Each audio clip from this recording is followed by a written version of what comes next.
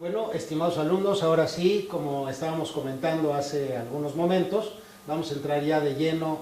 En primer lugar, hablar un poco de la historia, de cómo se ha venido desarrollando todo este método, todo este proyecto de neuromarketing y cómo en lo personal, a través de todo lo que he venido haciendo a lo largo de mi vida, pues se ha configurado, se ha conjuntado hasta constituirse en este tema que se llama neuromarketing.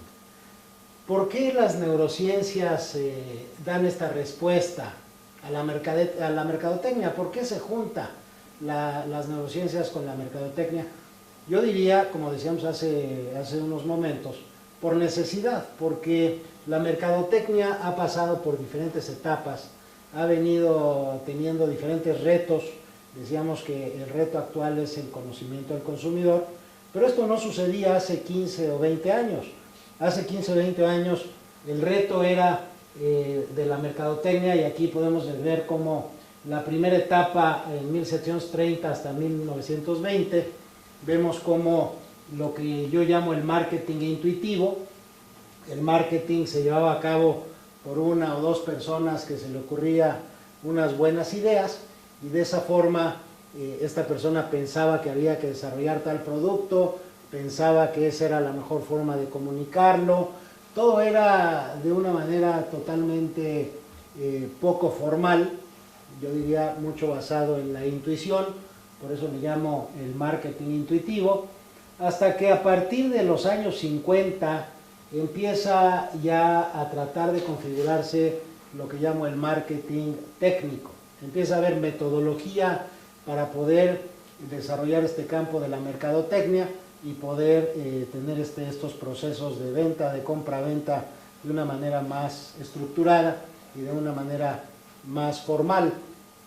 Es así como, digamos, aunado a que aparece la televisión, posteriormente internet, los retos son mayores, y es cuando empieza esta tecnología, esta metodología basada en estudios de mercado, en la segmentación de la población, aparecen gurús como Philip Kotler hablando de la importancia de las 4 P's, del precio, de la plaza, del producto y de la promoción.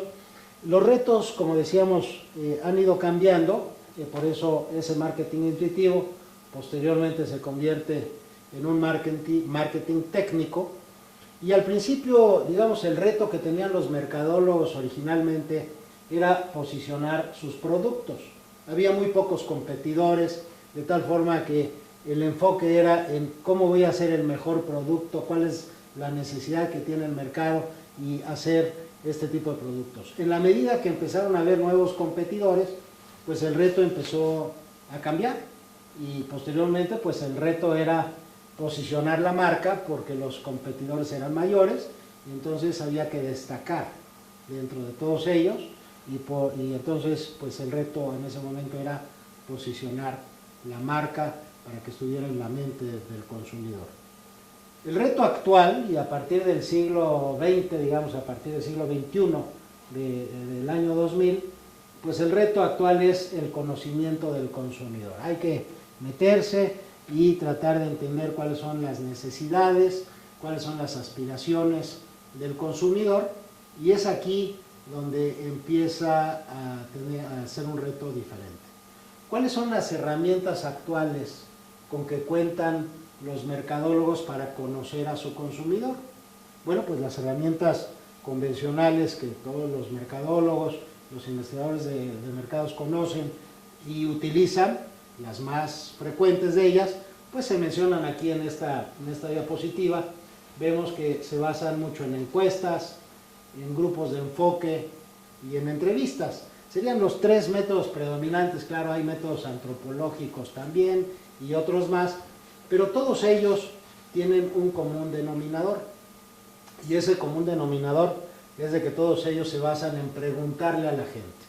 Se basan o en preguntarle o en observar la conducta de las personas, de tal forma que cuando uno se basa en lo que la gente dice, empieza a haber una serie de limitaciones y una serie de problemas. ¿Por qué? Pues porque hay toda una serie de sesgos. En primer lugar, si uno le pregunta a una persona y la otra persona contesta A veces hay temas que son particularmente complicados, en los que la gente no siempre dice la verdad. Y por otro lado, pues los que están, digamos, más experimentados o los que ya hayan estado, por ejemplo, en un grupo de enfoque, pues saben muy bien que la información se puede ir sesgando. Si hay un líder de opinión dentro de un grupo de 10 personas, el resto de las personas empiezan a decir, ah, pues yo pienso igual que piensa esta persona porque es muy elocuente, porque verbaliza perfectamente bien las cosas, de tal manera que empieza a sesgarse la información. Toda esta situación pues hace que los métodos actuales de investigación de mercados tengan un grado de subjetividad, digamos, elevado. Las encuestas, por ejemplo, a pesar de que sus procesos internos son matemáticos y estadísticos y muy precisos, la fuente de la información otra vez es preguntándole a la gente a través de encuestas. Y ustedes saben, todos los que les han hecho una encuesta, pues uno a veces tiene prisa o a veces la pregunta no está muy bien formulada y uno responde lo primero que se le viene a la mente. De tal forma que lo que sale al final pues no siempre es muy preciso. Como decíamos anteriormente, también hay temas particularmente complicados. Si uno quiere hacer una encuesta de un tema político, de un tema sexual, estos son temas delicados que a veces la gente no dice la verdad, de tal manera que ese es uno de las grandes limitaciones que tienen los mercadólogos actualmente para conocer a su consumidor. Es aquí donde las neurociencias empiezan a dar respuestas. Es lo que vamos a ver durante el curso, cómo a través de métodos científicos, a través de métodos de investigación pura y dura, podemos ya entrar y descubrir, sin preguntarle a las personas, lo que piensan y lo que sienten. De eso vamos a estar hablando en el curso. Pero bueno, si nosotros pensáramos y dijéramos o analizásemos cómo es el proceso de toma de decisiones de la gente, y eso lo planteamos acá en esta diapositiva, vemos que la mayoría de del proceso de toma de decisión está oculto porque no siempre el proceso de toma de decisiones es racional y consciente. No siempre tenemos un proceso analítico o sea, los seres humanos, una de las fuerzas, digamos, que hacen que tomemos decisiones son las emociones. Muchas veces tomamos decisiones por cuestiones emocionales que a veces no comprendemos muy bien. Y muchas veces también parte del proceso de toma de decisiones tiene que ver con elementos subconscientes. Hablamos de lo subconsciente, aunque no sabemos muy bien cómo está conformado el subconsciente, dónde está el subconsciente, qué características tiene. Y como vemos aquí en esta diapositiva, vemos como el 85% del proceso de toma de decisión tiene que ver con mecanismos subconscientes y emocionales. Y únicamente el 15% es racional y consciente. Y esta parte racional y consciente es la que se está explorando a través de los métodos tradicionales de investigación de mercados. Los grupos de enfoque, las encuestas, las entrevistas, exploran únicamente ese 15%, que es la parte racional y consciente, y con ese alto grado de subjetividad que ya mencionamos. Es ahí, digamos, para minimizar esta situación y para tener información nueva de lo que ocurre en ese plano subconsciente y en ese plano emocional, en donde las neurociencias están dando ya esa información que hacía falta para poder tener los elementos suficientes y completos, y no nada más completos, sino también con procedimientos científicos que ya nos permiten entrar a conocer cómo la gente piensa y cómo la gente siente sin necesidad de preguntarle. De eso vamos a estar hablando aquí a lo largo del curso. Decíamos que ahora entonces, en este siglo, a partir del año 2000, empieza lo que yo llamo el marketing científico. De empezar con un marketing intuitivo, pasando por un marketing técnico, ahora estamos viviendo una etapa dentro del campo de la mercadotecnia, y es este marketing científico, producto de esta conjunción de diferentes disciplinas en las cuales las neurociencias empiezan a aportar esta información. ¿Qué es lo que ahora hacemos? En lugar de hacer estas encuestas, claro, estos métodos de investigación de mercados siguen siendo vigentes. no quiere decir que el neuromarketing va a desplazarlos, sino más bien los va a complementar. Los métodos tradicionales, como son las encuestas, los grupos de enfoque, las entrevistas, exploran esa parte, que es una parte importante, que es ese 15%, pero es muy importante en la toma de decisiones, que es ahí donde neuromarketing no va a poder entrar. Pero sí neuromarketing va a poder darnos ya información de ese 85% que faltaba, pues ahora sí para tener una visión global y completa de cómo la gente piensa y cómo la gente siente. En esta diapositiva pues, se resume como nosotros ahora lo estamos haciendo. En lugar de preguntarle a las personas, les conectamos una serie de sensores, como ven ustedes ahí, ponemos electrodos sobre la superficie del cráneo, registramos la actividad eléctrica cerebral. Por otro lado, ponemos sensores en el cuerpo, registrando tanto la respiración, como la respuesta psicogalvánica, como el flujo sanguíneo periférico, como el electrocardiograma, como la temperatura de las manos y demás.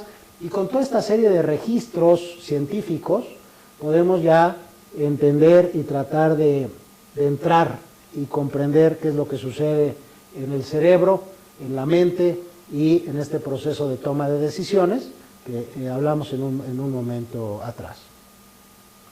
Les voy a platicar un poco la historia de cómo he incursionado y cómo llegué yo siendo médico. Yo soy médico, soy neurólogo, me dedico a la neurología pediátrica en particular, y toda la vida pues me he dedicado también a la investigación dentro del campo de las neurociencias. Entonces, yo nunca pensé entrar dentro del campo del marketing. Yo no soy mercadólogo, he tenido que aprender, claro, he tenido que aprender que la población se segmenta, he tenido que aprender conceptos como top of mind y share of mind y la investigación de mercados y los grupos de enfoque y las entrevistas, todo este tipo de cosas que eran totalmente nuevas para mí, pero que ya hemos venido conjuntando.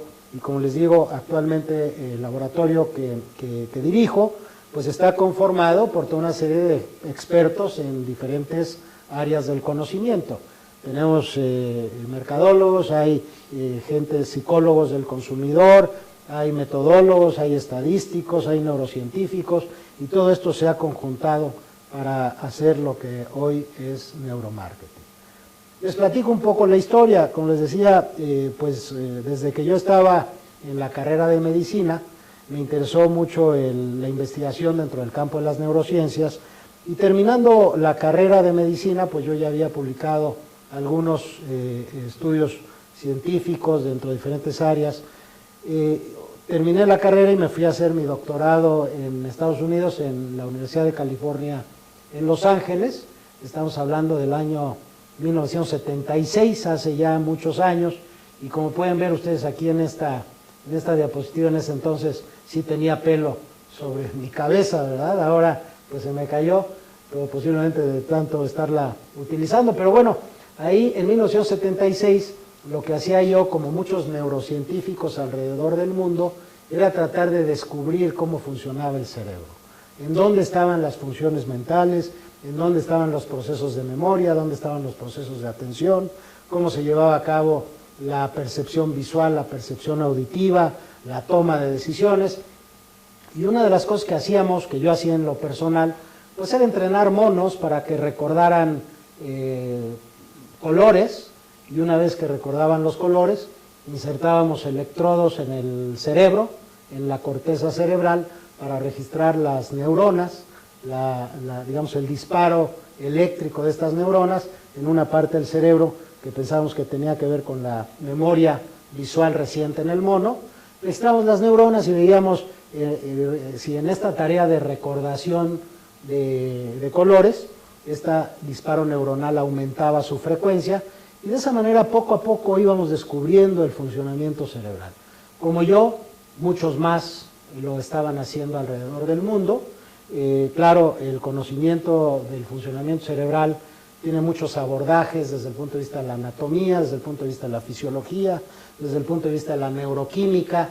En particular, a mí lo que me ha interesado es estudiar la neurofisiología. La neurofisiología es el estudio de esta actividad eléctrica que produce el cerebro cuando funciona, el cuerpo también, todo el sistema nervioso periférico.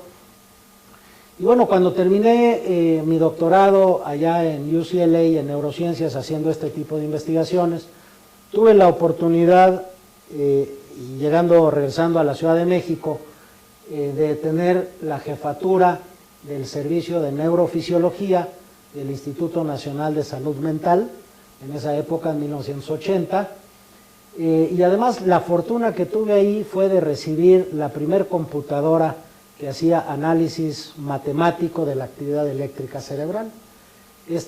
Eran los inicios, digamos, de la computación hace muchos años, 1980. Claro, ahora todos usamos computadoras y computadoras muy sofisticadas, pero ahí empezaban las computadoras y empezaba el análisis de la actividad eléctrica cerebral. Y esa máquina que ven ustedes ahí en esa diapositiva, que pues ya es una pieza de museo, en ese momento era el último grito de la moda, era el top of the line, y era, digamos, lo más sofisticado que había, que nos permitía registrar la actividad eléctrica del cerebro, procesarla matemáticamente para ir descubriendo estas áreas relacionadas con diferentes funciones.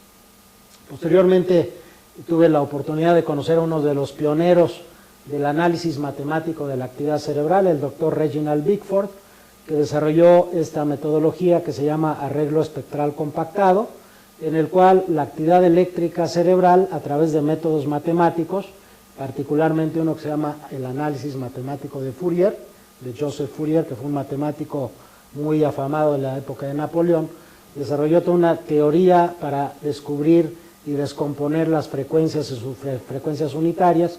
Y entonces esto se empezó a utilizar para hacer análisis matemático de la actividad cerebral, que posteriormente derivó en que yo desarrollara mi propio sistema de mapeo cerebral, que les voy a mostrar en un momento. Con este conocimiento que fui adquiriendo a lo largo de ese tiempo, y en parte también porque nadie sabía echar realmente a andar esa computadora que había comprado el Instituto Nacional de Salud Mental del DIF, eso me obligó a mí pues a profundizar, a entender todos estos procesos matemáticos, toda la parte computacional, computarizada y demás. Y bueno, conociendo también a Reginald Bickford y con su asesoría, pude desarrollar el primer sistema mexicano de análisis de la actividad eléctrica cerebral, esto en 1983, junto con un grupo de científicos y de ingenieros mexicanos.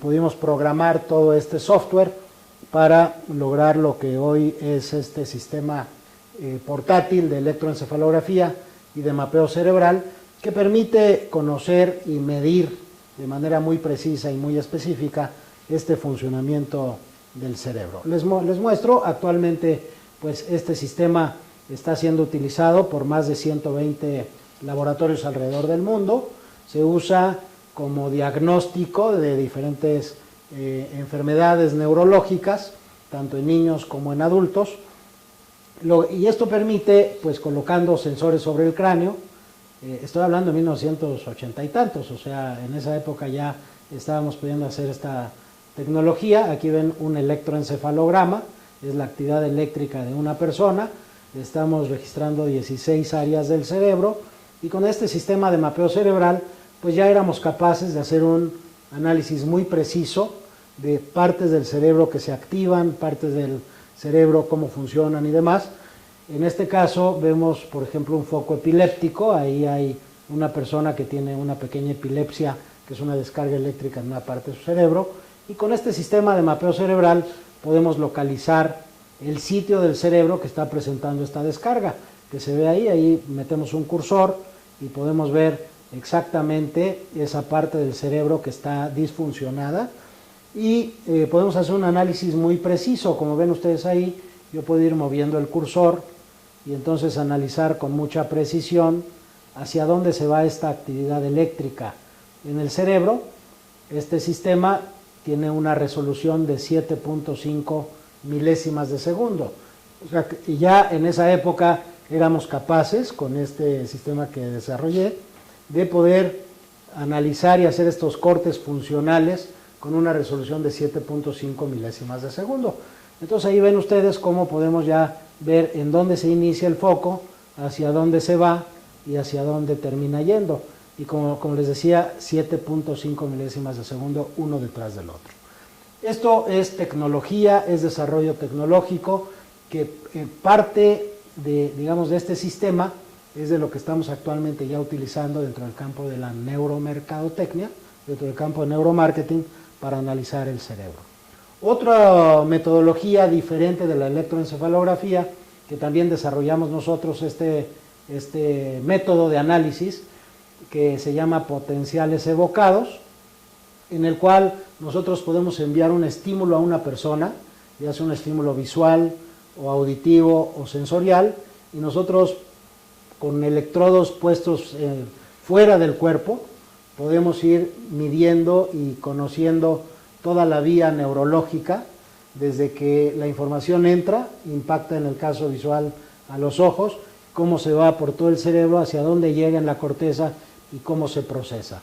Esto es un método que se llama de potenciales evocados, y esto ya nos permite empezar a estudiar funciones que se llaman funciones corticales superiores, que tienen que ver con procesos de atención, tienen que ver con procesos de memoria, tienen que ver con todos estos procesos que también son de gran utilidad dentro del campo del neuromarketing o del marketing. Aquí en las diapositivas estamos viendo un componente. Vemos cómo al estimular visualmente, ahí estamos haciendo un seguimiento de toda la vía visual, ahí vemos cómo ya la información llegó a la corteza occipital, que es la corteza encargada de la información visual. Estamos en 144 milisegundos, o sea, a los 144 milisegundos, si yo envío un estímulo, llega ya directamente a la corteza occipital, y ahí podemos ir viendo hacia dónde se propaga esa actividad y cómo se va procesando esa actividad, de tal forma que aquí podemos ver todo el análisis, desde que yo mando un estímulo visual y cómo llega hasta la corteza occipital y cómo se va a las áreas frontales, más bien que tienen que ver con procesos de atención, de comprensión, de análisis, de síntesis, ya viene todo el procesamiento de esa información. Otro método que desarrollamos en esa época, también, aunque no es de importancia para el campo del neuromarketing, sí es de interés para el campo médico, en el cual nosotros éramos capaces de analizar el sueño de las personas, o sea, una persona que se duerme, y esto es el análisis de un patrón de sueño, desde que se duerme hasta que despierta, son 8 horas de análisis, analizando varias etapas del sueño y haciendo diagnósticos dentro del campo de la patología del dormir. Esto, digamos, es adicional, pero pues de interés dentro del campo en donde me he venido yo desarrollando. En el año 1985, saliendo del Instituto Nacional de Salud Mental, y bueno, yéndome más al campo de la neurología pediátrica, porque también, digamos, hice mi internado y mi entrenamiento dentro del campo de la neurología pediátrica, decidí en el año 1985 iniciar el Centro Neuropsicopedagógico, que es una clínica interdisciplinaria para atender niños y adolescentes con problemas neurológicos, problemas psicológicos, problemas de desarrollo. Una clínica que sigue dando atención médica a todos este tipo de niños con problemas de aprendizaje y desarrollo. Tenemos ya más de 28 años trabajando de manera continua, y en estos centros pues ya hemos brindado atención a más de 20,000 pacientes. Ahí hay algunas imágenes de los diferentes centros. Son 3 centros en México, y bueno, esto ha sido lo que ha ocupado también muchos años de mi vida, viendo muchos niños y adolescentes con problemas de aprendizaje y desarrollo, y siempre buscando metodología nueva para entender mejor el proceso de aprendizaje y también para poder ayudarle a estos niños a tener un mejor futuro. Dentro de ese contexto, uniendo, digamos, toda mi experiencia de investigación básica junto con el desarrollo tecnológico y posteriormente mi labor como médico, como clínico, y buscando siempre tener nuevas herramientas para poder desarrollar mejor mi trabajo y mi profesión, hace aproximadamente unos 15 años me introduje también en un tema nuevo y novedoso en su momento, que se llama neurofeedback, que a través del uso de tecnología, computadoras, ya podemos hacer que un niño se entrene partes de su cerebro para mejorar sus procesos de atención, sus procesos de memoria, etcétera. Aquí lo que se está haciendo es registrando la actividad eléctrica del cerebro de este niño. La computadora analiza sus frecuencias y lo que el niño está viendo en la pantalla es a través de juegos. El niño puede entrenarse su cerebro a mejorar su funcionamiento.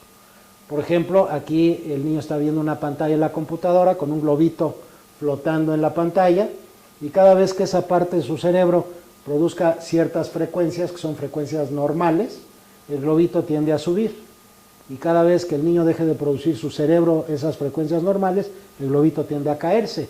Entonces se le dice al niño: yo quiero que hagas algo con tu mente para lograr que el globito siempre esté arriba.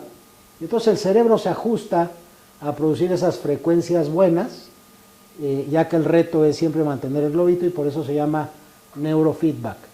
Dentro de este campo también pues he aportado conocimiento a nivel internacional. Publiqué varios artículos científicos, fui presidente de la Sociedad Internacional de Neurofeedback, y actualmente soy el fundador y presidente de la Sociedad Mexicana de Neurofeedback. Y bueno, esto es parte, ahí hay algunas publicaciones que he hecho dentro de este campo, y ahora sí les platico cómo todo ese proceso, toda esa conjunción se derivó en neuromarketing. Bueno, hablamos ya de toda esta trayectoria, ¿verdad? Desde que empecé como investigador dentro del campo de las neurociencias en UCLA, insertando electrodos en el cerebro de monos, posteriormente tratando de entender cómo funciona el cerebro, posteriormente en México como director del Servicio de Neurobiología del Instituto Nacional de Salud Mental, presidiendo esta computadora hace más de 30, 40 años, tratando de entender cómo funcionaba el análisis computarizado de la actividad cerebral. Eso me permitió desarrollar mi propio sistema de mapeo cerebral. Es un sistema que actualmente se usa en más de 120 lugares alrededor del mundo y sigue haciendo diagnóstico médico. Posteriormente, ya en el campo más clínico, como médico, como neurólogo, atendiendo muchos niños y adolescentes con problemas de aprendizaje, ahora sí desde un punto de vista también interdisciplinario, porque lo que hice fue en esa época conjuntar un grupo de profesionistas de diferentes áreas: psicólogos, terapeutas de aprendizaje, terapeutas de lenguaje, neurofisiólogos, una clínica de trastornos del dormir y demás, para que de manera interdisciplinaria pudiéramos atender a estos niños y brindarles una mejor calidad de vida. Dentro de todo esto, y con la inquietud que siempre me ha caracterizado, pues buscando nuevos métodos, me inserté dentro del campo de neurofeedback, que ya es el uso de tecnología computarizada, no nada más para hacer un diagnóstico, sino también para entrenar el cerebro, que eso actualmente ya estamos usando. Y bueno, en el año de 2005 decidí echar a andar un laboratorio de neurociencias para tratar de desarrollar método científico que me permitiese, por un lado, entender mejor el proceso de aprendizaje de los niños, y por otro lado, para desarrollar métodos y fórmulas científicas para poder medir todos aquellos elementos involucrados en el proceso de aprendizaje. Es así como en el año de 2005, y con apoyo del Consejo Nacional de Ciencia y Tecnología de México, pude echar a andar este laboratorio interdisciplinario para tratar, como les digo, entender mejor el proceso de aprendizaje, y por otro lado desarrollar método científico de medición de todos estos elementos que intervienen en el aprendizaje. ¿Por qué lo hice? Bueno, pues porque muchas de las herramientas que teníamos hasta ese momento eran métodos basados otra vez en encuestas, métodos basados en preguntas, métodos basados en lo que actualmente la mercadotecnia hace: preguntar, encuestar y demás. Pero a mí no me dejaba muy contento esta metodología, porque sabía y veía que había toda una serie de desventajas y subjetividad dentro del procedimiento.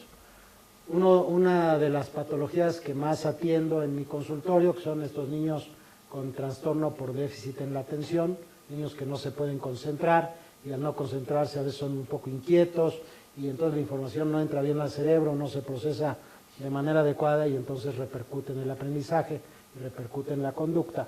Es por esa razón que decidí echar a andar ese laboratorio de neurociencias, pero uno para hacer ciencia, el científico siempre requiere un modelo, siempre necesitamos tener un modelo para someterlo a pruebas, para poderlo medir, cuantificar, entender, para hacer el método científico. Y es así como en ese año pues desarrollé este modelo que actualmente se conoce como la neuropirámide y que bueno, ahora ya la gente le dice la neuropirámide de Romano porque yo la diseñé, la hice. Y bueno, aquí se ven todos los procesos que tienen que darse en el proceso de aprendizaje. Es una pirámide formada por 7 peldaños, o 6, porque en algunos casos los últimos 2 se juntan. Ahorita en un momento dado más vamos a explicar esta parte.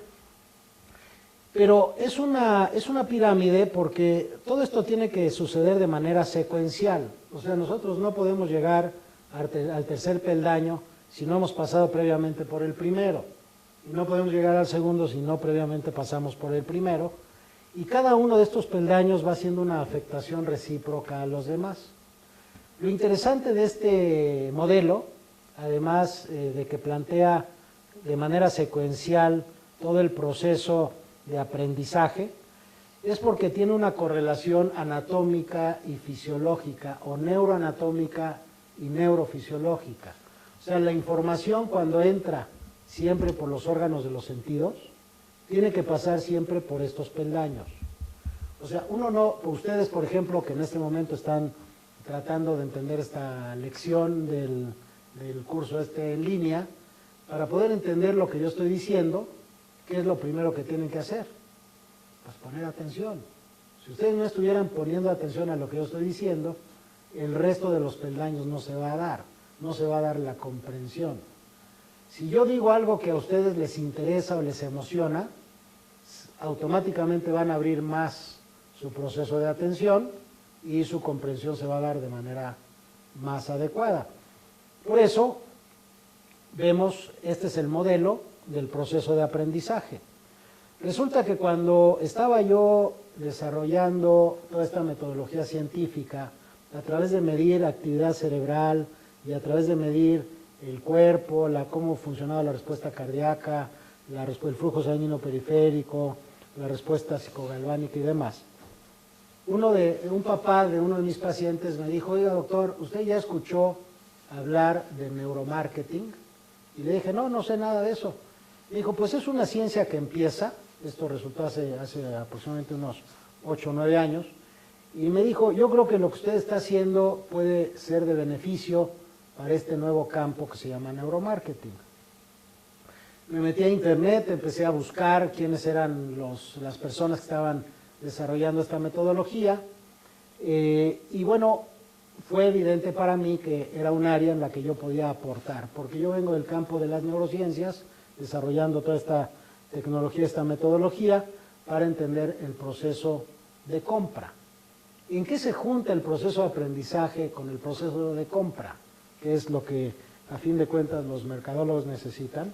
Bueno, pues si ustedes ven esta diapositiva y esta neuropirámide, si le cambiamos el último peldaño y nada más le ponemos motivación a la compra, exactamente el mismo proceso es el que se lleva a cabo cuando uno toma decisiones o cuando uno compra un producto. Es por esta razón por la cual la metodología que empecé a desarrollar para entender el proceso de aprendizaje en los niños se deriva rápidamente en una metodología de utilidad dentro del campo de la mercadotecnia, y es así como iniciamos esta historia que sin buscarla se empezó a dar, este nuevo proyecto en el cual me involucré desde hace 8 o 9 años, un proyecto que ha sido innovador, estamos aportando conocimiento nuevo dentro de las neurociencias y dentro del campo de la mercadotecnia, además dentro del campo del aprendizaje, que es el tema que a mí más me interesa.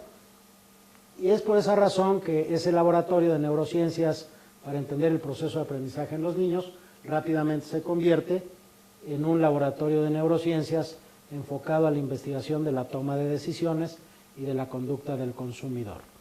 Este laboratorio que ya se ha enfocado específicamente a tratar de desarrollar nueva metodología para entender el proceso de compra del consumidor, que es de lo que vamos a estar hablando en este curso.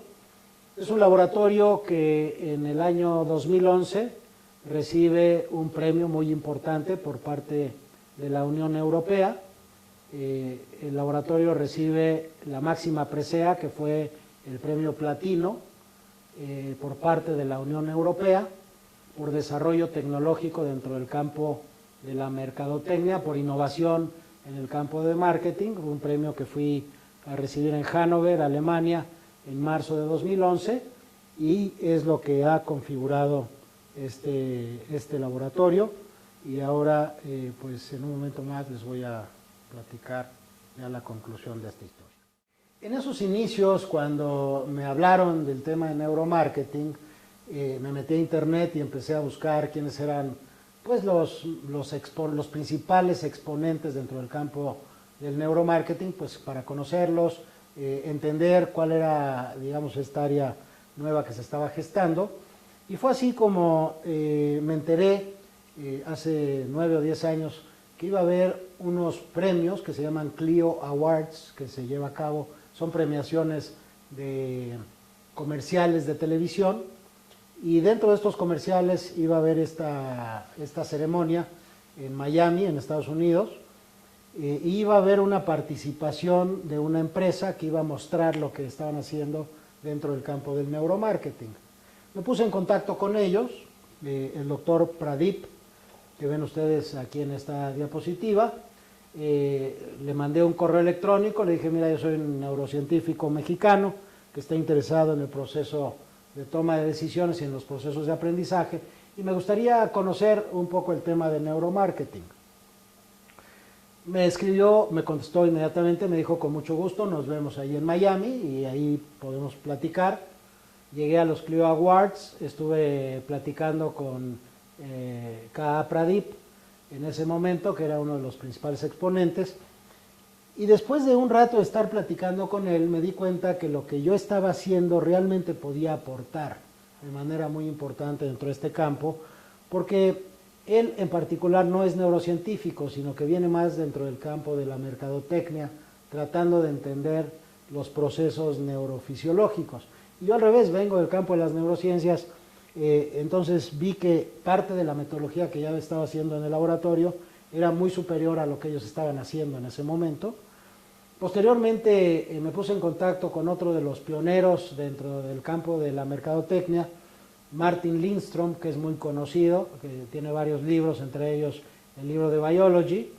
Tuve una reunión con él en Nueva York y con todo su equipo de trabajo científico para intercambiar información y puntos de vista, y ahí también se hizo más evidente para mí que podía yo hacer aportaciones dentro de este campo nuevo de la mercadotecnia, y fue así como poco a poco fuimos llevando este laboratorio a el desarrollo de productos específicos para aplicarlos dentro del campo de la mercadotecnia.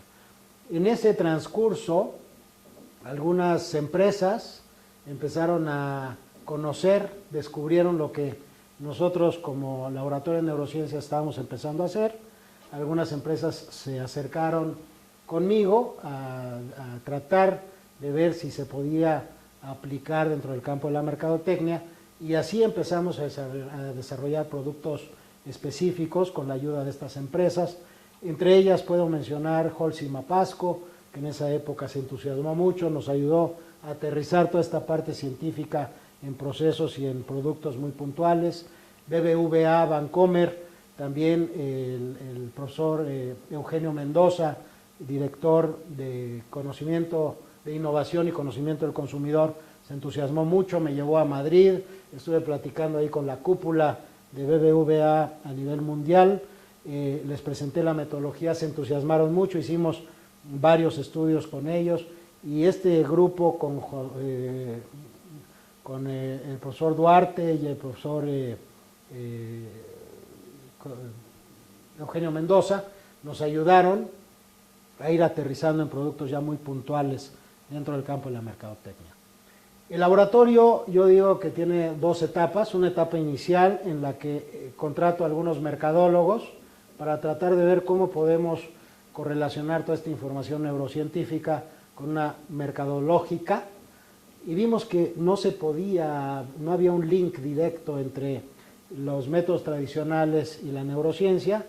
Posteriormente conozco al profesor César Monroy, lo invito a colaborar en el laboratorio, y él viene más de un campo más similar al mío, en el sentido de que él trae una metodología más dentro del campo de la neuropsicología y dentro de los procesos estadísticos y metodología científica, y así hemos podido ya ir teniendo una herramienta de investigación muy puntual y muy precisa que nos ha permitido ya ir entrando a conocer todo el proceso de toma de decisiones y de conocimiento del consumidor.